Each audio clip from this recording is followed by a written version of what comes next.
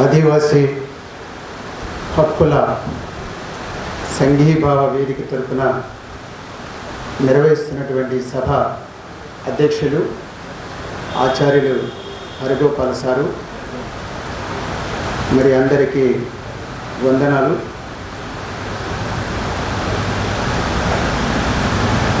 చాలా ఏళ్ల క్రితం మన కళాకారులు ఒక పాటలో ఆ స్పేస్కి వస్తున్నాను.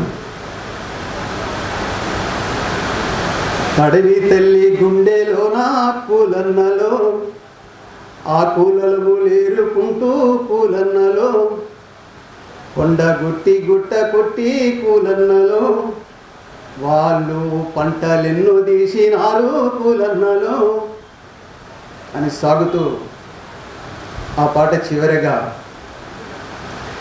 అయ్యో అడవి సంపదంతా చూసి పూలన్నలో, అయ్యో అడవి సంపదంతా చూసి పూలన్నలో, తెల్లదొరలు నల్లదొరలు పూలన్నలో, వాళ్ళ గూడెమున్న అడుగు పెట్టి పూలన్నలో, వాళ్ళ గుండె మీద కాలు పెట్టి పూలన్నలో, వాళ్ళ గుండెల దరగొట్టినారు పూలన్నలో. ఇది మన కళాకారులు చాలా ఏళ్ల క్రితం నాడు పాడినటువంటి పాట. ఆ అంటే అడవి, ఆ అంటే ఆదివాసీ. ఇప్పుడు ఇందాక ప్రారంభంలో మన లక్ష్మణ్ సార్ చెప్పినట్లు ఆ అంటే ఆక్సిజన్ కూడా ఆయన తోడు చేసి ఈ దేశంలో అంటే సగం అని చెప్పలేం, కానీ సగానికి తక్కువగా ఉన్నటువంటి ఈ షెడ్యూల్ ఏరియా బ్రిటిష్ కాలానికి లోను బ్రిటిష్ అంతర కాలంలోనూ చేసినటువంటి ఆదివాసీ పోరాటాలు, అది అల్లూరి నాయకత్వం కావచ్చు, కొమరంభీం నాయకత్వం కావచ్చు, బిర్సా ముండా నాయకత్వం కావచ్చు, లేదు అనంతరం కమ్యూనిస్టులు లేదా విప్లవకారుల నాయకత్వంలో కావచ్చు, జరిగినటువంటి అనేక పోరాటాల ఫలితంగా రాజ్యాంగం, ఆ రాజ్యాంగంలో ఆదివాసీలకు ఆత్మ అనదగినటువంటి 5-6 షెడ్యూల్ కూడా ఉనికిలోకి రావడం అనేటువంటిది జరిగింది. మరి ఆ రాజ్యాంగ షెడ్యూల్ని చూసి, లేదు షెడ్యూల్లో భాగంగానే 170 యాక్ట్ కావచ్చు, పెసా యాక్ట్ కావచ్చు, అటవీ హక్కుల రక్షణ చట్టం కావచ్చు, ఇలాంటివన్నీ కూడా ఆ తదనంతర కాలంలో సాధించుకోవడం అనేటువంటి జరిగింది. మరి ఇప్పుడు దేశంలో 1 గవర్నమెంట్ 2 గవర్నమెంట్ మోషా 3వ రాకడ వచ్చినటువంటి నేపథ్యంలో ఈ రాజ్యాంగమే ఏమైపోతుంది, ఇంతవరకు ఆదివాసీల కోసం సాధించుకున్నటువంటి చట్టాలు షెడ్యూళ్ళు ఏమైపోతున్నాయి? అసలు ఆ చట్టాలు షెడ్యూలే కాదు, ఇప్పుడు అడవంతా ఏమవుతుంది, అది ఎవరి చేతిలో పోతుంది అనేది చాలా పెద్ద ప్రశ్న మనందరికీ కూడా వచ్చింది. ఇప్పుడు ఇక్కడ కూర్చున్నటువంటి వాళ్ళు చాలామంది ఆదివాసీ ఉద్యమకారులు ఉన్నారు. ఆదివాసీల తరపున మాట్లాడే హక్కుల గొంతు వినిపించేటువంటి పౌర హక్కుల సంఘాలు, ఉద్యమ నేతలు ఉన్నారు. పత్రికా వ్యాఖ్యాతలు, రచయితలు చాలామంది ఇందులో ఉన్నారు.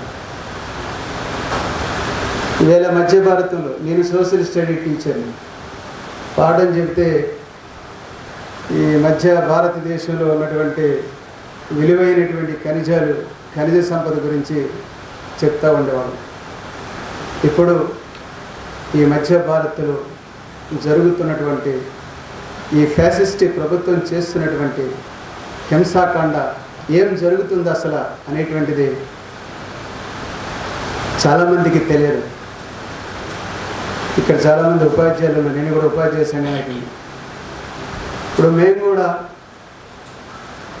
ఓ పత్రికల ద్వారా, వివిధ రచయితల ద్వారా, సంఘాల ద్వారా అక్కడ ఏం జరుగుతుంది అనేటువంటి విషయం మనకి తెలుస్తుంది తప్ప, లేకపోతే మనం కూడా అన్నాం.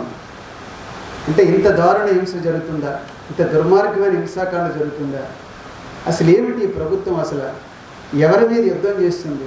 ఇది ధర్మ యుద్ధమా, అధర్మ యుద్ధమా, ఇంత హింస దేనికోసం అనేటువంటిది ఆ స్పేస్లోకి వెళ్తే తప్ప మనకు అర్థం కానిటువంటి పరిస్థితి. అందువల్ల అక్కడ ఏమి జరుగుతుంది అనేటువంటి విషయాన్ని మరింత విస్తృతంగా ఈ పౌర సమాజం దృష్టిలోకి తీసుకెళ్లేటువంటి దానికి ఒక ప్రయత్నంగా చేసినట్టు దాంట్లో భాగంగానే ఈ రోజున ఒక 6 రాష్ట్రాలు ఒక అంతర్జాతీయ సదస్సుగా ఈ సదస్సుని ఈ నిర్వాహకులు నిర్వహిస్తున్నారు.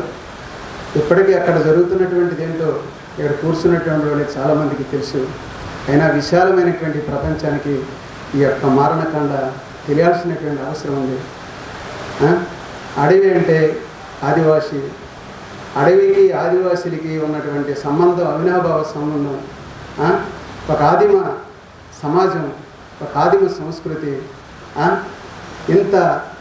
ఈ అడవిని ఇంతవరకు కాపాడుతున్నటువంటి రక్షిస్తున్నటువంటి ఈ ఆదివాసులని యోజన ఈ అడవి మీది కాదు, ఈ అడవి మీది కాదు, ఈ అడవి మా అంబానిది మా కార్పొరేట్లది అని చెప్పి కాదంటే కాల్చి పారేస్తామని చెప్పి అనేక మాటలు చెప్పి చివరికి ఆపరేషన్ కగార్ అంతిమ యుద్ధం పేరుతోటి ఇది అంతిమ యుద్ధం అని చెప్పి ఈ రోజున ఆదివాసుల మీద జరుగుతున్నటువంటి ఆకాశ యుద్ధం కావచ్చు, లేకుంటే ఇతరత్ర ఇవాళ రాజ్యం చేస్తున్నటువంటివన్నీ కూడా చాలా దుర్మార్గంగా ఉన్నాయి.